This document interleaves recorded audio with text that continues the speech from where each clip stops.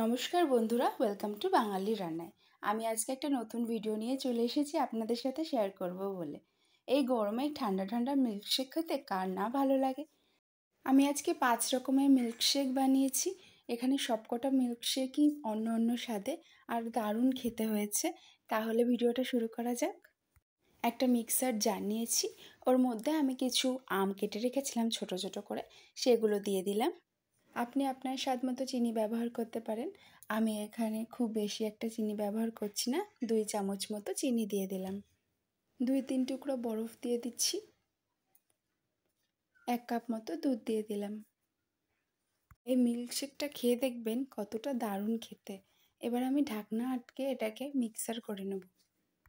আমার মিক্সার করা হয়ে গেছে। এবার মিক্সার করা জুসটা আমি গ্লাসের মধ্যে ঢেলে দিচ্ছি।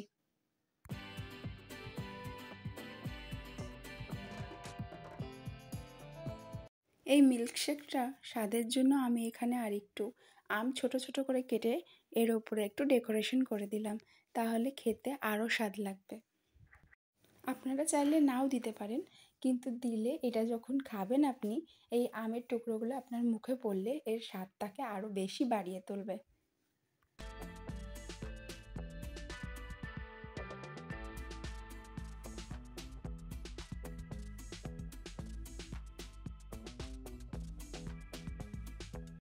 একবার বাড়িতে বানিয়ে খেয়ে দেখবেন, খুব সুন্দর লাগবে খেতে। নেক্সট বানাবো ব্যানানা মিল্কশেক। আমি এখানে 2টো কলাকে ছোট ছোট করে কেটে রেখেছিলাম, সেগুলি এখন মিক্সিং জারে দিয়ে 2 চামচ চিনি দিয়ে দিলাম, তার সাথে 2-3 টুকরো বরফ আর 1 কাপ মতো দুধ দিয়ে দিলাম। মিক্সিং জারের ঢাকনা আটকে এটাকে ভালো করে মিক্স করে নেব। মিক্স করা হয়ে গেছে। এবার আমি একটা গ্লাসের মধ্যে এই ব্যানানা স্মুদিটাকে ঢেলে দিলাম।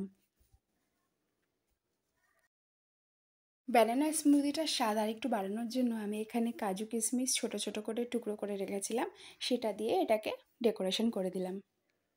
এই মিল্কশেকটা বাচ্চা বড় সবার জন্য খুব উপকার, যেমন স্বাদের তেমন খুবই হেলদি। এরকম মিল্কশেক বাড়িতে গরমে মাঝে মাঝে বানিয়ে খাবেন, দেখবেন খুব ভালো লাগবে। Next recipe Oreo milkshake. এটা তো বাচ্চাদের খুবই ফেভারিট একটা মিল্কশেক।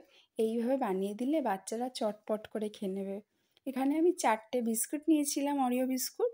সেগুলোকে মিক্সিং জারে দিয়ে 2-3 টুকরো বরফ দিয়ে 1 কাপ মতো দুধ দিয়ে দিলাম। আমি এখানে চিনি ব্যবহার করছি না, কারণ অরিও বিস্কুটটা খুবই মিষ্টি, এর জন্য চিনি দিলে আরও বেশি মিষ্টি হয়ে যাবে, তার জন্য আমি এখানে চিনি ব্যবহার করলাম না।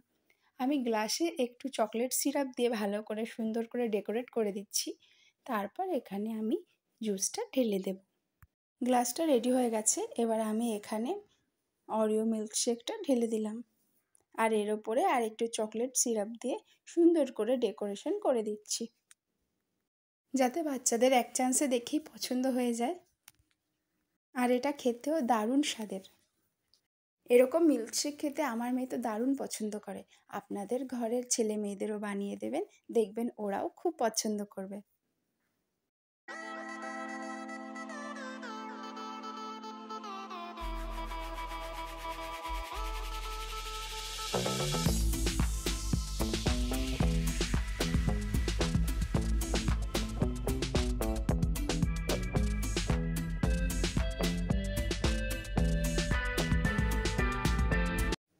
Next recipe vanilla milkshake.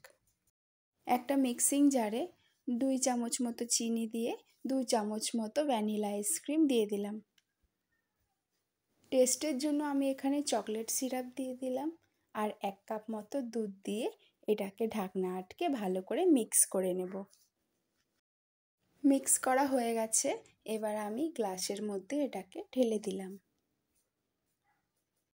এবার এই স্মুদিটাকে একটু সুন্দর করে ডেকোরেশন করে দিলাম, যাতে দেখেই এক চান্সে পছন্দ হয়ে যায়। তার জন্য আমি এখানে একটু চকলেট সিরাপ দিয়ে, কিছু কুচনো কাজু বাদাম দিয়ে আর একটু চকলেট দিয়ে দিলাম। দেখুন তো কেমন হয়েছে, দেখেই মনে হচ্ছে খেয়ে নিই। এরকম যদি বানিয়ে সবার হাতে 1 গ্লাস করে ধরিয়ে দেন, তাহলে দেখবেন গ্লাস ফাঁকা। Next recipe chocolate vanilla mix milkshake. আমি এখানে একটা মিক্সিং জার নিয়ে নিয়েছি। মিক্সিং জারে 2 চামচ মতো কোকো পাউডার আর 2 চামচ মতো চিনি দিয়ে, কিছুটা চকলেট সিরাপ দিয়ে আর 1 কাপ দুধ মতো দিয়ে মিক্সিং জারের ঢাকনা আটকে ভালো করে এটাকে মিক্স করে নেব। মিক্স করা হয়ে গেছে। এবার আমি গ্লাসটাকে চকলেট সিরাপ দিয়ে ভালো করে একটু ডেকোরেশন করে দিচ্ছি, যাতে দেখেই ব্যাপারটা খুব লোভনীয় লাগে। এবার আমি চকলেট আর ভ্যানিলা মিক্স করে যে শেকটা বানিয়েছিলাম সেটা গ্লাসে ঢেলে দিলাম। এই মিল্কশেকটার স্বাদটা একটু বাড়ানোর জন্য আমি এখানে আইসক্রিম দিয়ে দিলাম 2 চামচ মতো। একটু চকোলেট দিয়ে এটাকে ভালো করে সাজিয়ে দিলাম। প্রথমে আমি এখানে চকলেট সিরাপ দিয়ে এটাকে সুন্দর করে একটা ডিজাইন করে দিলাম। তারপর চকো চিপস দিয়ে আর চকলেট দিয়ে ভালো করে সাজিয়ে দিলাম। দেখুন তো কেমন লাগছে, মনে হচ্ছে না এক্ষুনি যদি পেতাম খেয়ে নিতাম। এই 5টা মিল্কশেকই খুব দারুণ স্বাদে হয়েছে। আপনারা বাড়িতে বানানোর চেষ্টা করবেন, দেখবেন আপনাদের বাচ্চাদের খুব ভালো লাগবে খেতে আর আপনাদেরও খুব ভালো লাগবে। তাই আমার ভিডিওটা আমি এখানেই আজকে শেষ করছি। আমার ভিডিওটা ভালো লাগলে অবশ্যই লাইক, কমেন্ট, শেয়ার করবেন আর যারা যারা আমার চ্যানেলটাকে সাবস্ক্রাইব করেননি তারা অবশ্যই আমার চ্যানেলটাকে সাবস্ক্রাইব করে দেবেন। সবাই ভালো থাকবেন, সুস্থ থাকবেন। ভিডিও ভালো লাগলে অবশ্যই বাড়িতে বানানোর চেষ্টা করবেন।